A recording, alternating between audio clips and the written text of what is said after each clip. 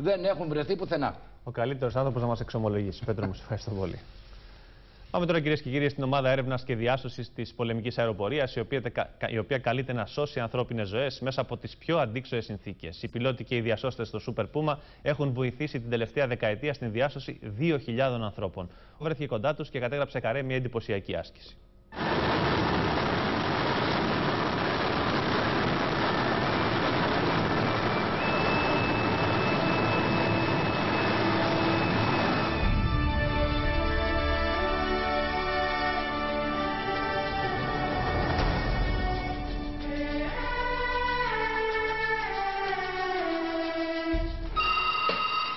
Ανατολικά του πόρου, άμεσα από τον γύρος έγινε.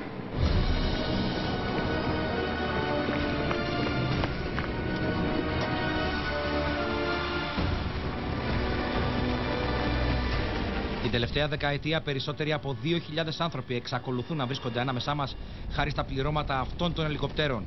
Άνθρωποι που έφτασαν μια ανάσα από το θάνατο. Αν δεν το ζήσεις, δεν μπορείς να το εκφράσεις εύκολα με λόγια. Κατά μέσο όρο, η μοίρα έρευνας και διάσωσης καλείται να επέμβει σε περισσότερα από ένα περιστατικά κάθε μέρα.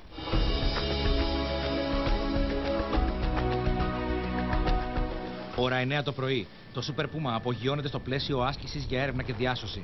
Ο Χρήστος είναι ο διασώστης που θα παίξει το ρόλο του ναυαγού. Ο Μιχάλης θα κρεμαστεί στο σηματόσχηνο για να το σώσει. Βρισκόμαστε σε Super Puma της πολεμικής μας αεροπορίας. Ο άνθρωπος που βλέπετε να βρίσκεται μισός έξω από το ελικόπτερο είναι ο Σωτήρης, ο μηχανικός της αποστολής μας. Είναι ο άνθρωπος που θα κατευθύνει τους κυβερνήτες του ελικοπτέρου πάνω από τον ναυαγό, πάνω από το συμβάν. Ο Μιχάλης είναι έτοιμος. Ρουτίνα δεν υπάρχει. Έχει κρεμαστεί χιλιάδες φορές έξω από το ελικόπτερο, αλλά ποτέ μια διάσωση δεν είναι ίδια με κάποια προηγούμενη.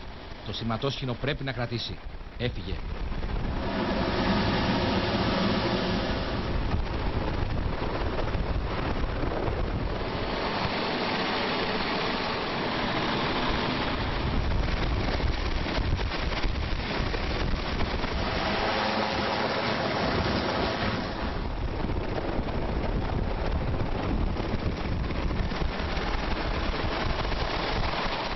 Η σύζυγος όταν με γνώρισε έκανα ήδη αυτή τη δουλειά, οπότε της το πέρασα ότι αυτό είναι και ότι έτσι πρέπει να μάθει να ζει. Καλό είναι να μην ξέρει παρά μόνο τα γυρνάμε.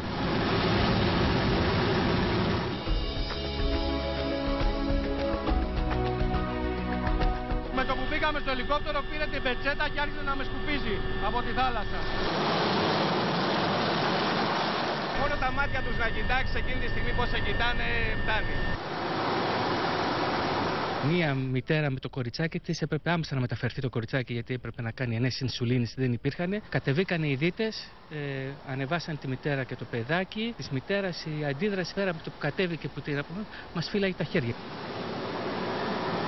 Όταν βρέθηκα πάνω από τα συντρίμμια του ήλιος, αντικρίζοντας αυτό το δυσάρεστο θέαμα, αυτή ήταν σίγουρα η χειρότερη αποστολή που είχα έως τώρα στην πορεία μου σε αυτή τη μοίρα.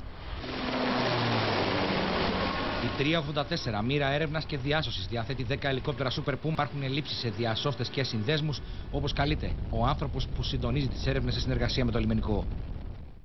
Πάμε να δούμε τώρα μουσουλμάνους